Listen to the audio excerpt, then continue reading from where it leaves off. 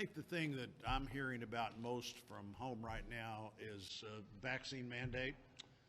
Everybody in Missouri that's heard me say anything about this issue since December of last year at every single event has heard me say, I personally think you should have the vaccine unless your doctor tells you shouldn't. You can be pro-vaccine and anti-mandate. And what I'm seeing happen, and one of the reasons that I think the government can't force people to do things that they don't want to do in this front, you've got to be careful in government that your reach doesn't exceed your grasp, that you can't pretend to do something that at the end of the day you really can't do. I think the Biden administration probably is and definitely should be rethinking this.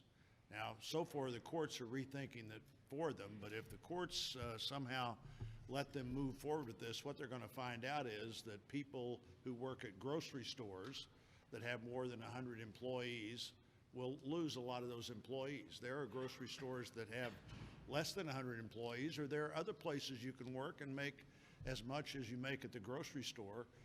So grocery store owners are saying, we can barely keep the stocks shelved and the back room running right now.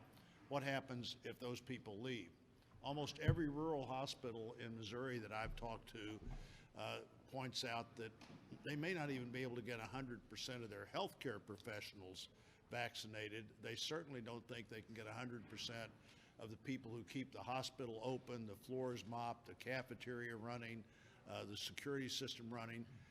And fortunately, the Medicare-Medicaid issue that was supposed to require them to have 100% vaccination by now, the courts have said you can't go forward with that. But if they had, most Missouri rural hospitals would have had to close because you can't stay open without Medicare and Medicaid, and they weren't going to let you stay open without 100% of vaccinated people. So whether it's healthcare professionals, people in police forces and fire departments that have more than 100 people, there's a police force right next door somewhere that has 20 people. You can go to work there because they almost for sure have vacancies as well.